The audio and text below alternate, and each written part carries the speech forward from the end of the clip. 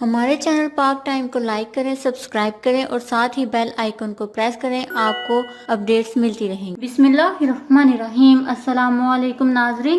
مشہور WWE wrestler سمندر میں ڈوب کے ہلاک ہو گئے۔ جی ہاں ناظرین، WWE کا مشہور ریسلر سمندر میں ڈوب کر ہلاک ہو گیا ہے۔ ریسلر شاد گیسپرڈ اپنے بیٹے کے ساتھ نہانے کے دوران ڈوب گئے تھے۔ لاش 3 دن بعد سمندر سے برآمد کر لی گئی۔ تفصیلات کے مطابق دنیا کے سب سے مقبول ریسلنگ برانڈ WWE سے وابستہ مشہور ریسلر شاد گیسپرڈ ایک افسوسناک واقعے میں اپنی جان گنوا بیٹھے۔ بتایا گیا ہے کہ WWE ریسلر شاد گیسپرڈ اپنے بیٹے کے ساتھ بیچ پر نہانے کے دوران ڈوب گئے تھے۔ ریسلر کے بیٹے کو تو ریسکیو ٹیم نے بچا لیا تھا، تاہم شاد گیسپرڈ سمندر میں ڈوب گئے تھے۔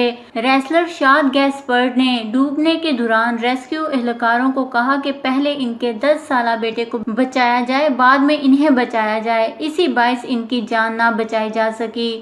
ڈوبنے کے بعد شاد گیسپرڈ کی لاش تلاش کرنے کے لیے 3 دن سرچ آپریشن کیا گیا، جس میں ماہر تیرنے والوں نے حصہ لیا، اور اب بالآخر 3 دن کی تلاش کے بعد ان کی لاش تلاش کر لی گئی ہے۔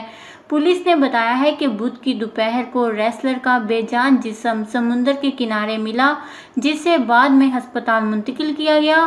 ہسپتال میں ان کے جسم کا معائنہ کرنے کے بعد ڈاکٹرز نے ان کی موت واقع ہونے کی تصدیق کر دی۔